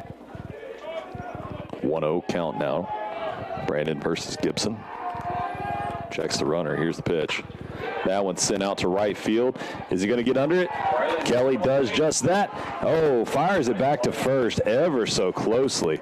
Pardon me, that's Braylon Turner out there now in right field. Moved over from center.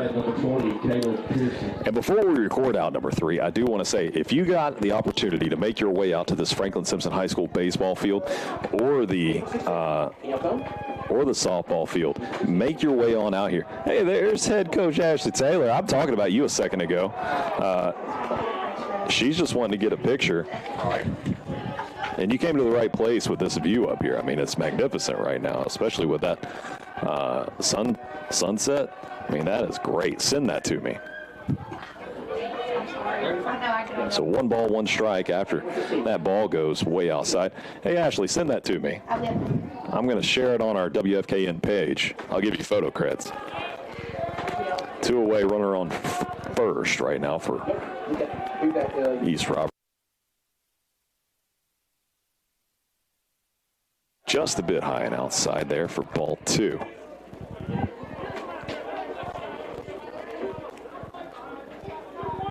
Always love seeing support from all the other coaches and teams that come out and support these young people. It's really a great thing about our community. All inside. Oh, did he call him hit? Yeah. Crazy shirt. Wow. Well, I guess that caught his jersey because, I mean, Nash caught the ball cleanly. So, another courtesy runner for the Indians with 2 away. Here comes number 27, the top of the lineup, shortstop Kason Young. Now, about the most exciting thing to happen for the East Robertson Indians, other than the double to right field corner in this one, was the leadoff foul ball that Young hit way deep into foul territory. That one gets past Nash. Nash does not send it to third. But that's a passed ball. Let's not get too many jitters here, but swung on there by Young. So that's going to go down for strike 1 with 2 away. Runners do advance to second and third. So now 2 in scoring position in a 5-0 game. Let's settle down and get out of this one cleanly. Sets, throws.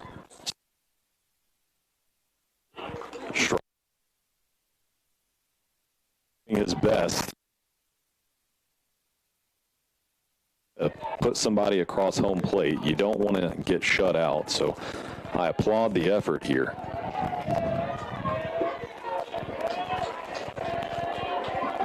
Let's see if Brandon tries to blow him away on this one. Sets up outside, does Nash. Here's the pitch. Swings through. It down to first to confirm the out.